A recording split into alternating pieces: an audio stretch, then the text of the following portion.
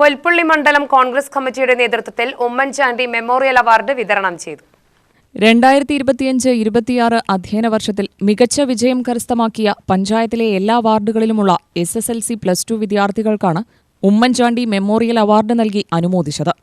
സംസ്ഥാന സർക്കാർ നടപ്പിലാക്കി വരുന്ന ഓപ്പറേഷൻ തൂഫാന്റെ ഭാഗമായി ലഹരി വിരുദ്ധ ക്യാമ്പയിനും സംഘടിപ്പിച്ചു. മോട്ടിവേഷണൽ ക്ലാസുമുണ്ടായിരുന്നു.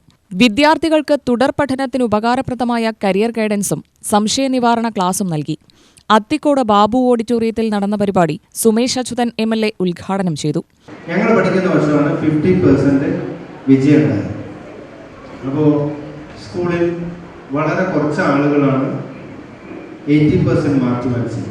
4 പേരാണ്. ഓർമ്മയുണ്ട് അവർക്ക് 4 പേര്? എനിക്ക് ഓർമ്മയുണ്ട് 4 പേര്.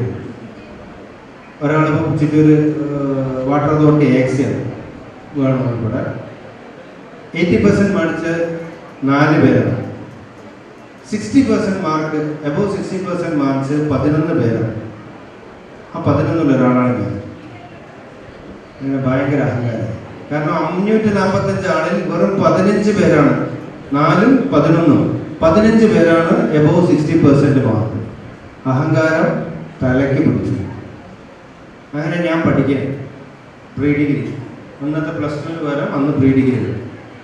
അന്ന് എനിക്ക് പ്രീ ഡിഗ്രി എല്ലാം തട്ടിക്കൂട്ടി നോക്കിയപ്പോൾ അവസാനം ജസ്റ്റ് പാസ്. അഹങ്കാരമുള്ള തലയിൽ. അത് കഴിഞ്ഞ് ഡിഗ്രിക്ക് പോയി. BSc കമ്പ്യൂട്ടർ സയൻസിന് ആദ്യം പോയത്.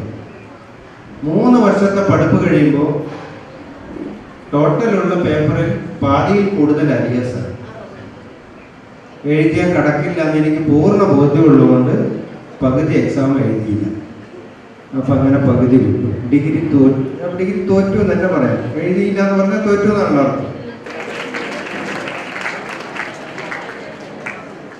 ഗ്രീഷ്മാജി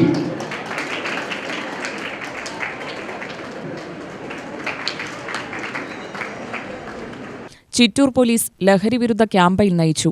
മോട്ടിവേഷണൽ സ്പീക്കറും കരിയർ കൗൺസിലറും അധ്യാപകനുമായ doctor K. Vishal career guidance class എടുത്തു. UTV news, Palakkad.